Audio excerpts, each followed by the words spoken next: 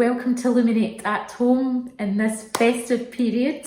My name is Tracy, I'm a visual artist and I'm here in my studio today to demonstrate a Christmas craft to you all. So today I thought we could have a little bit of festive fun by creating our own Christmas themed mosaic.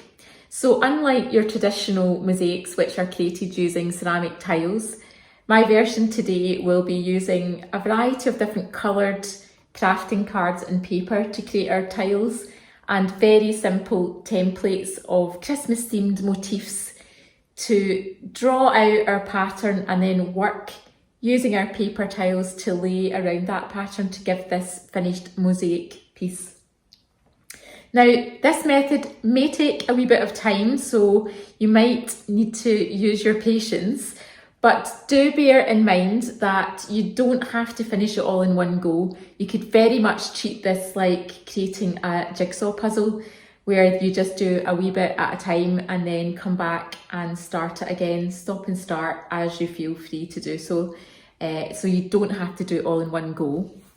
However, if you do think that you're not going to have the patience for that, don't worry, because I will be demonstrating a simpler method using bigger tiled pieces of paper and also using our robin template to cut out larger sections of the bird and sticking them directly on top of the tiles so that you still get that sort of mosaiced finished feel. Now, Christmas comes with very many different motifs that make us think of Christmas. One for me is the Christmas pudding. So I've done another quick example just to show you how you can use any simple design that you would like. So again, using the tiled background and a very simple template of a Christmas pudding here, I've stuck that on top to create this mosaic.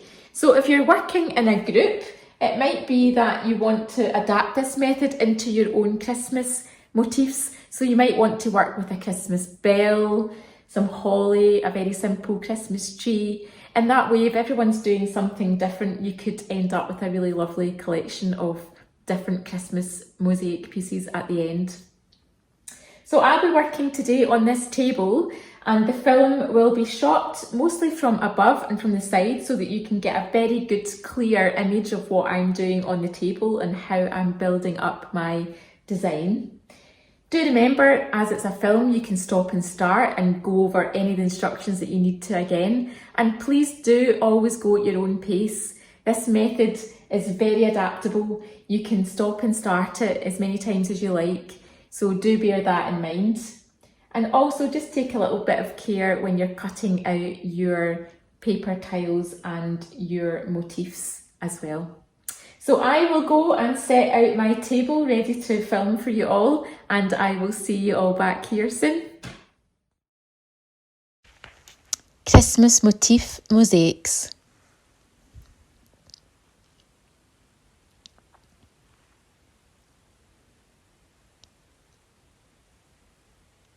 For this you will need a background sheet of card or paper, a selection of coloured papers and pattern papers, a pair of scissors,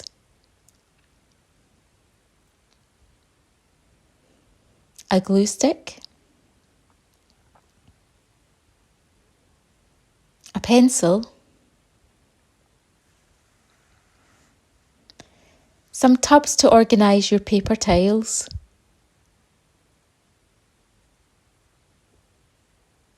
and a blank sheet of paper.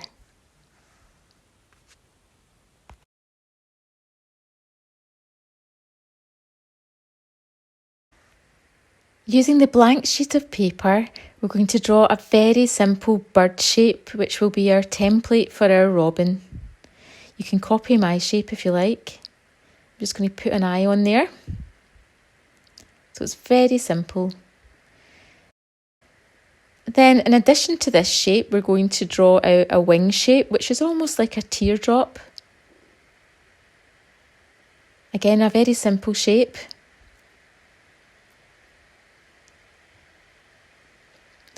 Then very carefully, using your scissors, cut out both of your templates Now take your time to do this. My film is slightly speeded up just to allow me to get everything in, but you just take your time when you're cutting your pieces out.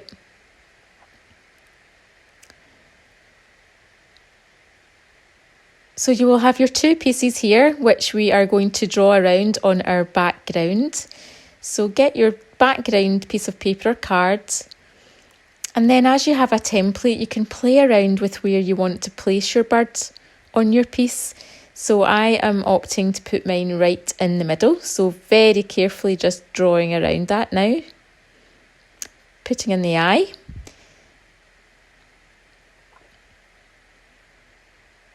And then using the wing template, you can play around with the angle that you want your wing to sit. So mine's is slightly up. And again, just drawing around that until you now have a very simple bird template to draw around. Now I'm going to mark a line here, which will be where my robin's red breast will fit. So again, just giving me a few lines that I can follow when I come to tile my piece. Now, having a look at my different coloured papers, I'm just having a rummage through to decide what I'm going to select. So, of course, robins have a very distinctive red breast, so I'm opting for this really bright red. And cutting a long, thin strip and then snipping square pieces off into my containers, which will just collect all my tiles, and it just makes them easy to find. So get your glue stick now and just add some glue in the first section that we're going to work on, which is the robin's red breast. And then using the line of the template, just work inside, following that line, and leaving a little gap between your pieces, as this will give a nice sort of tiled effect. And I'm just following the curve round, placing my squares on and just pushing them into the glue. And again, leaving little gaps as I go. Now, sometimes you might find a piece doesn't fit as well as you would like, so feel free to snip and just make them fit a little better, or not. You might not want to be as exact as I'm being here. So there's the robin's red breast already starting to take a bit of shape. So now thinking about doing the body. I'm going to do the body slightly different from the wing so that it all just stands out, and I'm going to use this nice sort of brown patterned sheet of paper. Again, cutting long thin strips very carefully with your scissors and then snipping them into squares into your container. So again, getting the glue stick and just gluing a wee section of your template. And again, following the lines that you've drawn around your template just to fill in that part. And again, leaving little gaps as you go, as this will give that sort of tiled effect with the sort of grout in between each tiles. And again, you can trim any pieces that you feel need it as you get into awkward shapes. So this little point of the tail, I've just trimmed into a little triangle and then worked my way around all the rest of it. Again, leaving that section that's the wing. So I'm going to make that a slightly different paper just so that it stands out. And I'm just trimming a section to fit around the curve of the head before pushing it into the glue. And there we have the body section all complete. So onto the wing, looking at some different brown tones, but I quite like this solid brown, which will complement the patterned that piece of paper that I used for the body. Again, cutting into square tiles and collecting them in my container. Now adding glue to the wing section, and then again, just as before, following the contours and lines of my template and leaving a gap as I place each of the squares. Now remember, my film has been speeded up just to allow me to get everything in, so you can absolutely do all of this at your own pace and at as many sittings as you like. You don't have to do all of this in one go. It's quite like doing a jigsaw puzzle, only the beauty here is that you can cut the pieces to fit what you need, but you can stop and start as often as you like. So there we have the wing and the body and the red breast complete. So now going on to the beak, I'm going to use this rather bold yellow and cut a triangle and snip that down before sticking that in place. And then the last touch for the bird would be adding an eye. Now, if you've got googly eyes or stick-on eyes of any description, feel free to use those. You could use a pen, a coloured pen to make this. I'm going to cut a tiny little circle, but there's various different ways that you could add an eye. And just popping on a bit of glue and pushing that down in place. That's our robin complete. So thinking about the background, now I quite like this piece because it almost looks like snow falling with the white dots. Again, cutting long strips very carefully and then snipping them into squares and gathering them in my container.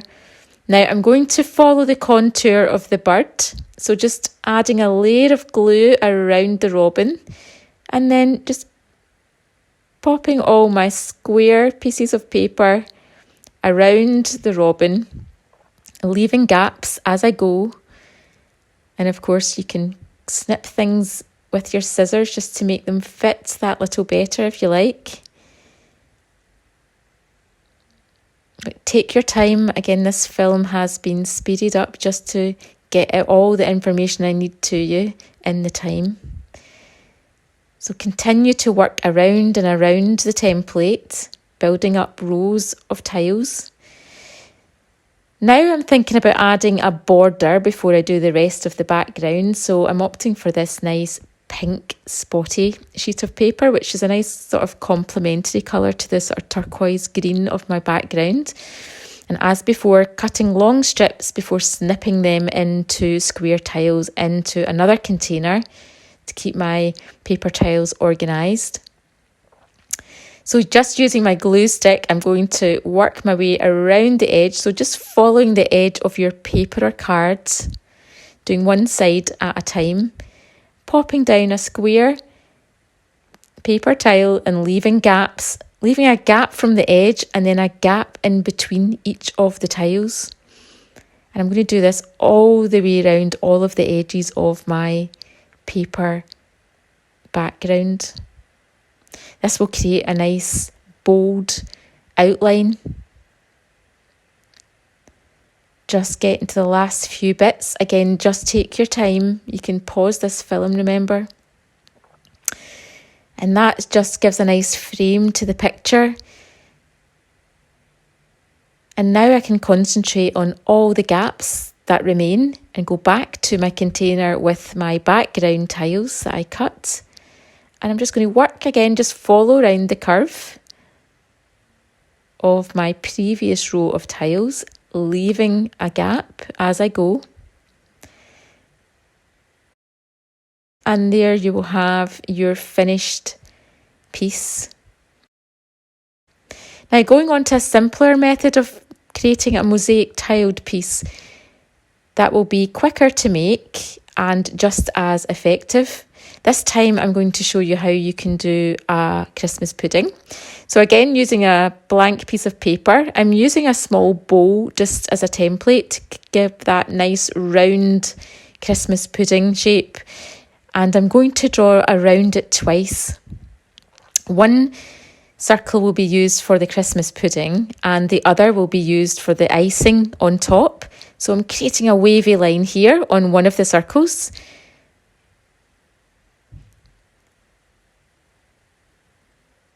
And with my scissors, again, take your time. I'm very carefully going to cut out the first circle with the wavy line and then following the wavy line around. This will give me my white icing that will sit on top of my Christmas pudding. So again, cutting out the circle for the Christmas pudding, that will sit on top. So with the scrap of my piece of paper, I'm going to make a very simple shape that will represent a holly leaf. And I'm going to cut that out. So on top of my Christmas pudding, I will have a holly leaf or two. So that's my templates for this piece. I'm going to pop them aside. And this is going to be my background for my Christmas pudding piece. So I'm going to tile the background very simply with one colour. And I quite like this pattern because it's almost like a tablecloth. That nice brown piece will work nicely for my Christmas pudding. So I'll set that aside with that template. And I'll come back to my icing and holly later. So as always, the first job is to cut some paper tiles. So very carefully cutting long strips, then snipping them into squares into my container, ready to use.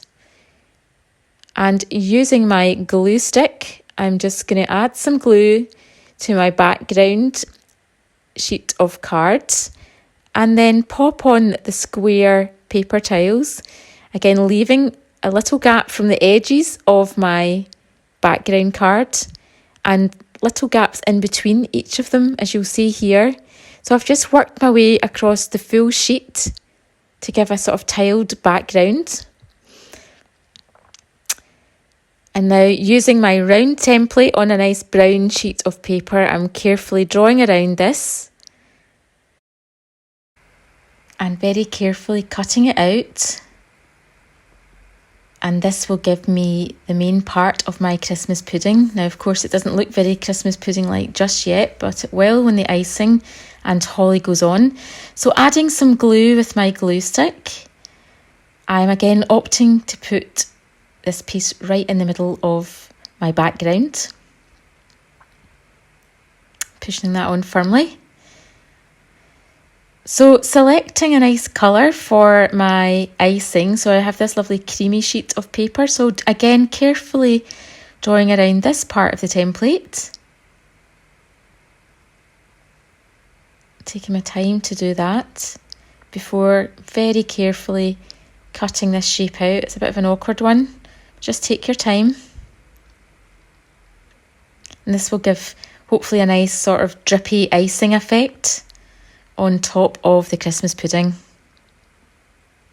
So again, adding lots of glue to the back of that before firmly pushing that in position.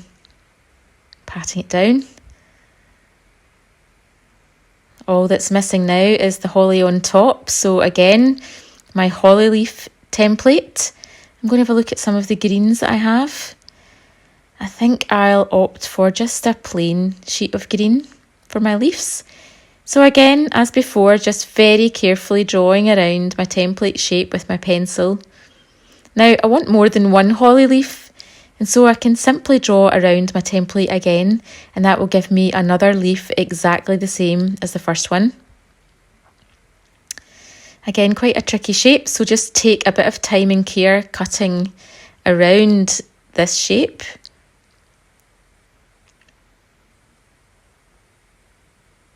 And now that I have my two leaves, I can pop them on top, decide where they're going to go.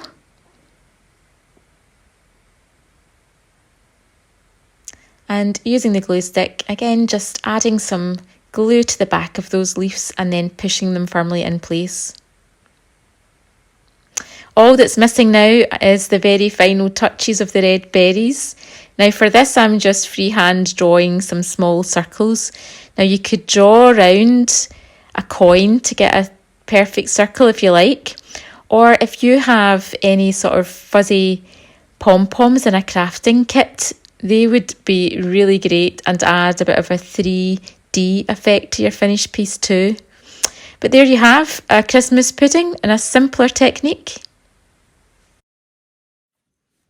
Hi everybody, I hope you enjoyed the film and that you are all sitting with a lovely gallery of Christmas themed mosaic pieces around you. Do remember that you can go at your own pace, so you may not have finished your piece as well, and it might be something that you can enjoy over the festive period of just chipping away at and going back and forth to complete your finished piece. It's been an absolute joy to demonstrate that to you today, and I do hope it's brought a wee bit of the Christmas spirit to your home. And all that's left to say is a very Merry Christmas to you all and a happy 2021 when it comes.